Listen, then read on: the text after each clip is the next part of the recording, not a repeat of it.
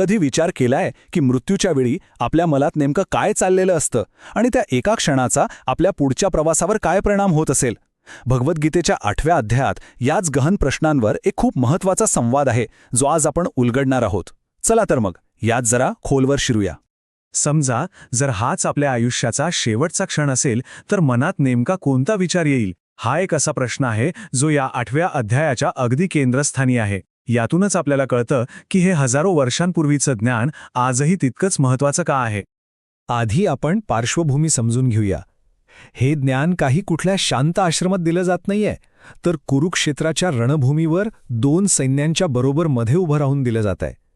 एक महान योद्धा अर्जुन आपल्या सारथी आणि गुरु श्रीकृष्णाला अस्तित्वाविषयी काही खूप मूलभूत प्रश्न विचारतो. तर अर्जुन नेमके काय विचारतो? तो विचारतो की हे ब्रह्म म्हणजे काय, म्हणजे हे अंतिम सत्य काय आहे, आपला खरा स्व म्हणजे अध्यात्म काय आहे, आणि ज्या कर्मामुळे हे सगळं जीवन निर्माण होतं ते कर्म म्हणजे काय, आणि सगळ्यात महत्त्वाचा प्रश्न की मृत्यूच्या वेळी त्या अंतिम क्षणी तुमचं स्मरण कसं करायचं, तुम्हाला कसं ओळखायचं. आता या इतक्या मोठ्या प्रश्नांची उत्तरं देण्याआधी श्रीकृष्ण काही महत्त्वाच्या संकल्पना स्पष्ट करतायत. म्हणजे एक प्रकारे ते आधी एक वैचारिक पाया रचतायत, जेणेकरून अर्जुनाला पुढचं सगळं ज्ञान सहज समजावं. श्रीकृष्ण सांगतात की ब्रह्म म्हणजे ते अंतिम अविनाशी सत्य, जे कधीच नष्ट होत नाही. असं समजा जसं समुद्रातून लाटा येतात आणि समुद्रातच विलीन होतात, पण समुद्र तसाच राहतो, तसंच सगळी सृष्टी या ब्रह्मातूनच निर्माण होते आणि त्याचाच आधार घेते. मग अध्यात्म म्हणजे काय? तर ते आहे आपलं आध्यात्मिक सार, जे या तात्पुरत्या भौतिक शरीरापेक्षा पूर्णपणे वेगळं आहे. सोप्या भाषेत सांगायचं तर तो आपला खरा शाश्वत स्व आहे. आपण सहसा कर्म म्हणजे काय समजतो? काहीतरी केलं की त्याचं फळ मिळतं, बरोबर? पण इथे श्रीकृष्ण कर्माचा अर्थ खूप व्यापक सांगतात.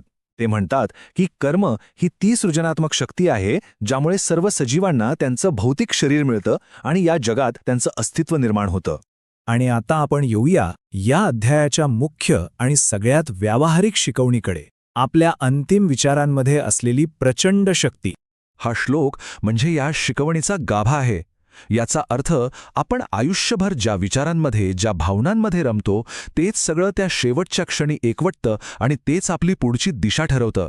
त्यामुळे खरा प्रश्न हा आहे की आपण आयुष्यभर कोणत्या विचारांचा सराव करतो. मग ही मानसिक स्थिती मिळवायची कशी?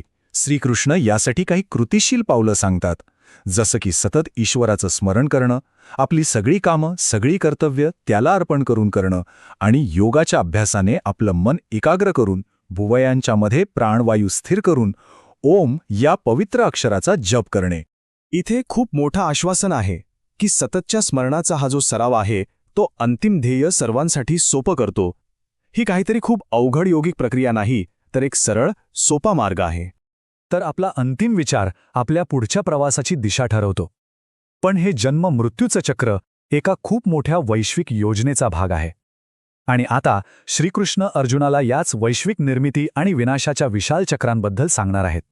हा आकडा बघा, 8.64 अब्ज वर्ष ही आपल्या मानवी वर्षांची संख्या आहे. आणि श्रीकृष्ण सांगतात की हे ब्रह्माच्या म्हणजे ह्या विश्वाच्या निर्मात्याच्या केवळ एका दिवसाचं आणि रात्रीचं माप आहे. ह्या इतक्या विशाल काळाच्या चक्रात सगळी जगं निर्माण होतात आणि पुन्हा विलीन होतात. श्रीकृष्ण सांगतात की शरीर सोडल्यानंतर आत्म्याच्या प्रवासाचे 2 मुख्य मार्ग आहेत. एक आहे प्रकाशाचा मार्ग, जो अग्नी, प्रकाश आणि दिवसाच्या शुभ काळातून जातो. हा मार्ग आत्म्याला मुक्ती देतो, जिथून परत यावं लागत नाही. आणि याउलट दुसरा आहे छायेचा मार्ग, जो धूर, रात्र आणि अंधारातून जातो. हा मार्ग आत्म्याला पुन्हा याच जन्ममृत्यूच्या चक्रात परत आणतो. तर आता आपण श्रीकृष्णाच्या शिकवणीच्या अगदी कळसाकडे आलो आहोत, जिथे ते मुक्तीचा सगळ्यात थेट आणि सोपा मार्ग सांगतात. जो योगी या दोन्ही मार्गांचं रहस्य जाणतो तो कधीही गोंधळत नाही, कारण त्याला माहीत असतं की त्याचं प्रत्येक कर्म आणि प्रत्येक विचार त्याला कोणत्या दिशेने घेऊन जात आहे. हे ज्ञान त्याला आयुष्यात एक स्पष्टता आणि स्थिरता देतं. आणि हेच सगळ्यात महत्त्वाचं आहे. इतके नियम आणि मार्ग सांगितल्यानंतर श्रीकृष्ण म्हणतात की ते परमधाम, ती अंतिम स्थिती केवळ आणि केवळ अनन्य भक्तीनेच मिळवता येते. शुद्ध भक्ती हीच सर्वोच्च ध्येय गाठण्याची गुरुकिल्ली आहे. याचा अर्थ असा की भक्तीतून जे पुण्य मिळतं ते मोठमोठी शास्त्र वाचण्यापेक्षा, यज्ञ करण्यापेक्षा किंवा कठोर तपश्चर्या करण्यापेक्षाही श्रेष्ठ आहे, कारण भक्तीमध्ये या सगळ्या पद्धतींचं सार आहे. तर या संपूर्ण विश्लेषणाचं सार काय? आपला अंतिम विचारच आपलं नशीब घडवतो. म्हणून खरा प्रश्न हा नाही की आपण शेवटच्या क्षणी काय विचार करू. खरा प्रश्न हा आहे की आपण आज या क्षणी कोणत्या विचारांची निवड करतो आहोत आणि कोणत्या विचारांचा सराव करतोय.